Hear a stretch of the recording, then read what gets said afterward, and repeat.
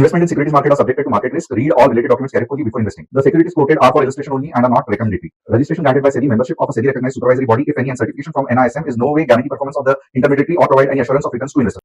Hello friends, Friday को खुश तो आप बहुत ज्यादा हुए रहेंगे और होने का रीजन भी है क्योंकि जिन जिन लोगों ने ये जो मेरा एनालिसिस देखा रहेगा आपको लगा रहेगा क्या कमाल का एनालिसिस हो गया। क्यों ऐसे मैं कह रहा हूं, यहां पे आप देख सकते हो 25,860 को जिस जिस लोगों ने पुट लिया, राइट, 25,860 का, तो आप देख सकते हो 760 तक टारगेट था और यहां पे आप देखोगे जैसे ही मार्केट नीचे चला गया दन दन दन दन करके एक ही इसमें चला गया।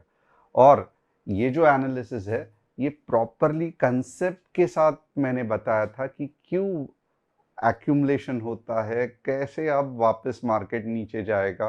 और यस, मुझे लग रहा था कि अब भी तो, यानी कि कुछ समय पहले जब मार्केट ने लाइफ टाइम हाई किया तो अब भी तो मार्केट में ब्रेकआउट होना चाहिए, बट अनफॉर्चुनेटली ऐसे नहीं हुआ। मंडे और भी इंटरेस्टिंग रहने वाला है, राइट, क्योंकि ट्रम्प जी जो है वो सब पे अटैक करते जा रहे हैं, सब पे 500 का तारीफ, 600 का तारीफ, सब मनमर्जी चल रही है।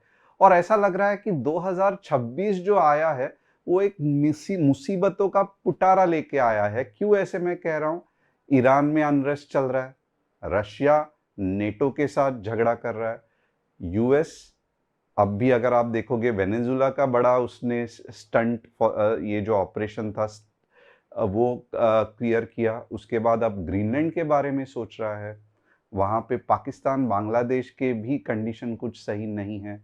आगे जाके चाइना यूएस पे गुस्सा हो गया है कि आप ये क्या कर रहे हो, और हमारी जो शिप्स है, ऑयल टैंकर्स की शिप जो वेनेजुला को जा रही है, वो क्यों आपने पकड़ के रखी है, और आपको युद्ध ही चाहिए तो हम युद्ध आपको देंगे। इतना ही नहीं तो चाइना आप कह रहा है अगर यूएस वेनेजुला पे अटैक कर सकता है तो चाइना ताइवान पे क्यों नहीं अटैक कर सकता है। तो ये सब कॉम्प्लिकेटेड चीज हो रही है। वहां पे सोना बढ़ रहा है, चांदी बढ़ रही है। तो 2026 मुसीबतों का पिटारा है, और ऐसे ही पिटारा में अपॉर्चुनिटी मिलती है ट्रेडर्स को पैसे कमाने की। क्योंकि मैं खुद कहता हूं कि एज अ ट्रेडर सबसे बढ़िया मार्केट रहता है शॉर्ट वाला। और मैं जस्ट कहता नहीं हूं, आपने हमारी एक्यूरेसी भी देखी रहेगी कि जब भी नीचे गिरता है तो कितना जबरदस्त हम लोग मार्केट को कैच करते हैं, कितने बार कैच करते हैं। तो इसके लिए आने वाले कुछ दिनों में आपको ये चैनल बहुत ध्यान से देखना पड़ेगा। सबसे पहले क्या है, तो बहुत सारे लोग नए हैं, मेरे बारे में जानना चाहते हैं। तो मेरा नाम तुषार गोने है, मैं एक SEBI registered equity research analyst हूं। चैनल को सब्सक्राइब करना, टिक टिक सब्सक्राइब, और बेल बटन को हिट करना। उसके बाद अगर आपको हमारे फैमिली का हिस्सा बनना है, यानी कि यहाँ पे आप देख सकते हो ये हमारी कम्युनिटी है तो आपको क्या करना है, डिस्क्रिप्शन में जो लिंक दी है उसे क्लिक करना है। अब क्लिक करते ही आपको हमारे ऐप की लिंक मिल जाएगी। ये ऐप क्या है, तो सबसे पहले आप देखोगे ना, ये ऐप ऑलराउंडर ऐप है, मैं इसे कहूंगा, क्योंकि यहाँ पे आपको इंडेक्स ऑप्शन भी मिलेगा, इक्विटी ऑप्शन भी मिलेंगे, कमोडिटीज भी मिलेंगे, एंड इतना ही नहीं तो एक फंटास्टिक कस्टमर सपोर्ट मिलेगा। उसके बाद में जैसे मैं अब भी मार्केट का अपडेट देता हूं तो मेरे तरफ से मिड मार्केट अपडेट मिलेगा, यानी कि विद इन मार्केट आवर्स कौन से इंपॉर्टेंट सपोर्ट एंड रेजिस्टेंस बन रहे हैं वो मिलेगा।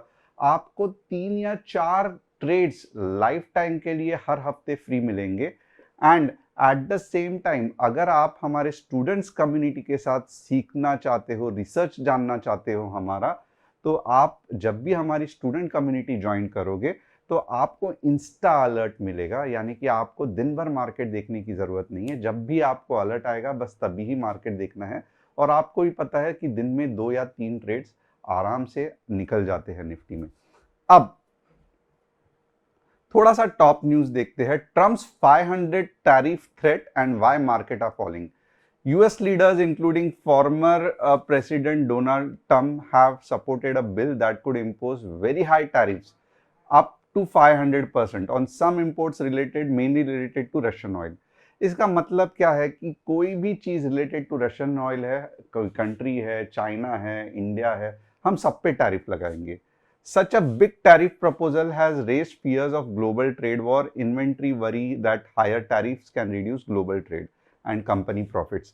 अब हो क्या रहा है कि मीन्स दो तीन चीज हो रही है। यूएस में अगर आप देखोगे ना तो 36 ट्रिलियन डेप्थ है, राइट। बहुत ज्यादा ट्रेड डिफिसिट है यूएस का। और मुझे लगता है कि इनको ये जो शिफ्ट है वो चाइना की तरफ जाते हुए या ब्रिक्स नेशन की तरफ जाते हुए दिख रहा है। अब इनको ये सब से बीच में कुछ ना कुछ फितूर निकाल के अलग डायरेक्शन पे लेके जाना है, जो कि डेफिनेटली, यानी कि आप देखोगे तो वेनेजुला क्यों अटैक किया, तो ऑयल है, रेयर अर्थ थोड़े फार मिल जाएंगे, ग्रीनलैंड में भी वही चक्कर है।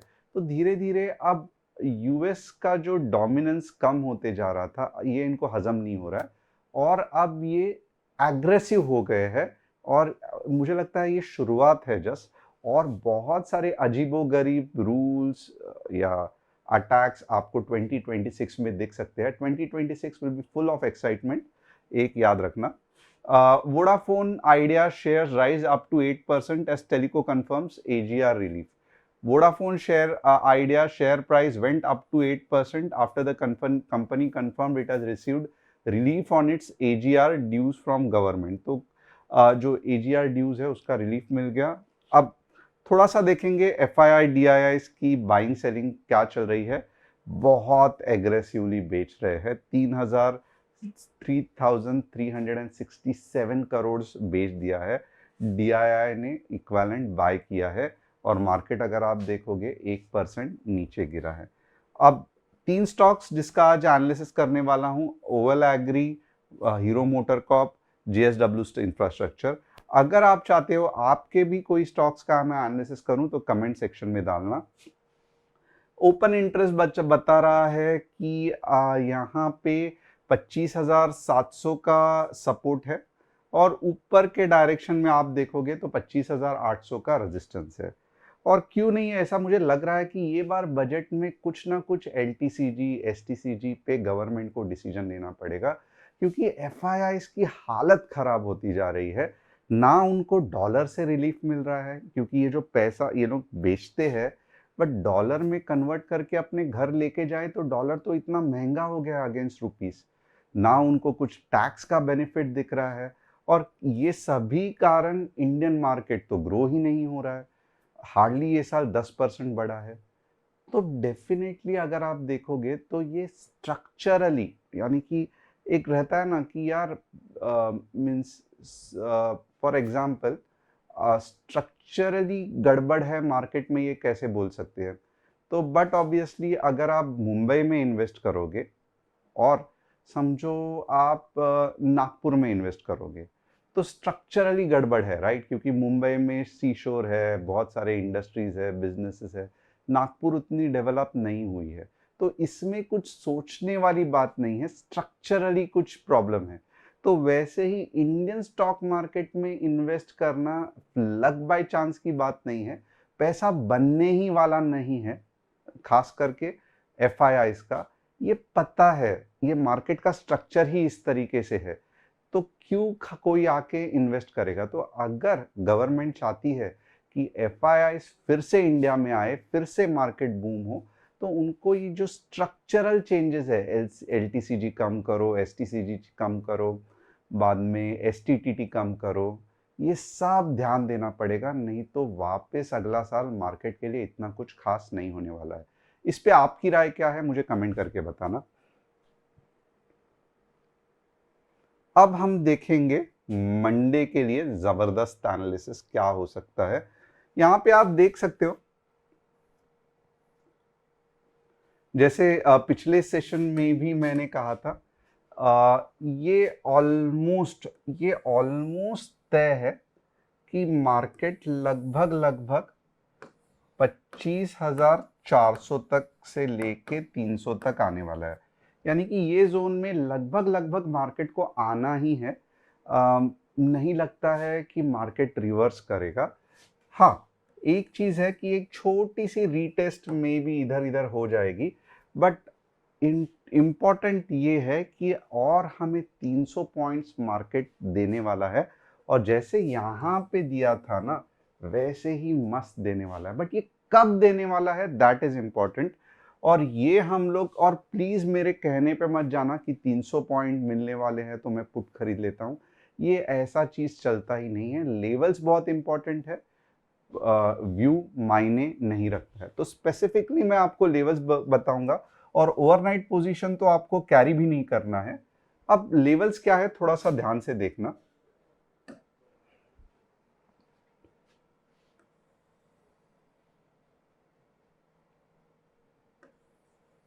पच्चीस हजार, 600, 20, 15 मिनट, रेड कैंडल क्लोजिंग, 25,500, और इसके बाद भी जा सकता है बट मैं ऐप में बताऊंगा। और ऊपर के लेवल्स क्या है, 25,810, 15 मिनट्स, ग्रीन कैंडल क्लोजिंग, 25,900। अब ये इतना बड़ा मैं नो ट्रेड जोन क्यों रख रहा हूं, क्योंकि बट ऑब्वियसली आपको थोड़ा सा समझना चाहिए कि इतने बड़े रैली के बाद पुल बैक होने के चांसेस बहुत ज़्यादा है, तो इसके लिए ये सब रखना पड़ेगा। और अगर आप अब ट्रेड करने की कोशिश करोगे, अब जाके आप बड़ा पैसा लगाओगे, तो दिक्कत होने के चांसेस है। बड़ा पैसा ये वाले रैलीज में लगाना चाहिए, ये वाले कंसोलिडेशन जोन में नहीं। तो चांसेस है कि इतने बड़े रैली के बाद, और लगभग लगभग थोड़े बहुत सपोर्ट के नज़दीक है, तो जो बचे हुए बायर्स है उनको अगर निकालना है तो यहाँ पे मार्केट थोड़ा सा टाइम पास करेगा, और जैसे ही 25,620 आएगा तो अगले 150 पॉइंट आपको मिल जाएगी। अब सेंसेक्स देखेंगे, सेंसेक्स कैसे बिहेव करता है।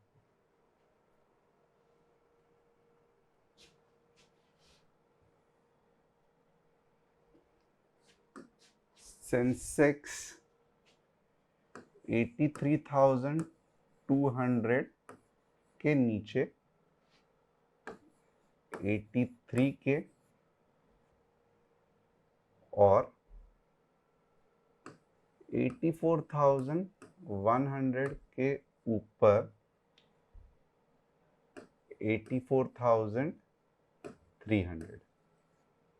थोड़ा सा सेंसेक्स में कंजर्वेटिव दिया हुआ है, ज्यादा बड़े मूव्स नहीं दिए हैं।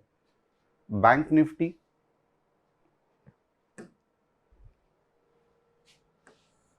59,500 के ऊपर 150 पॉइंट, और 59,100 के नीचे 150 पॉइंट। तो ये बैंक निफ्टी के लेवल्स हो गए। और अब 3 स्टॉक्स का एनालिसिस करेंगे। AWL हालत खराब है, और ये पहले बार नहीं है, बार बार कहा है कि ये मीन्स कम से कम चौथी बार ये स्टॉक रिव्यू कर रहा हूँ, नहीं कुछ होने वाला है।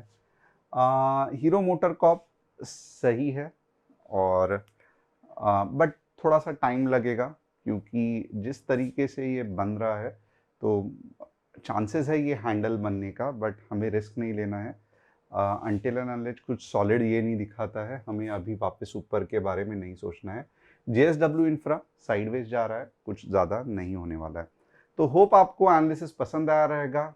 आने वाला दिन बहुत एक्साइटिंग है, तो बने रहिए, हमारे फैमिली का हिस्सा बनिए, और हम करेंगे मिलके स्टॉक मार्केट में analysis. Thanks a lot, see you on Monday.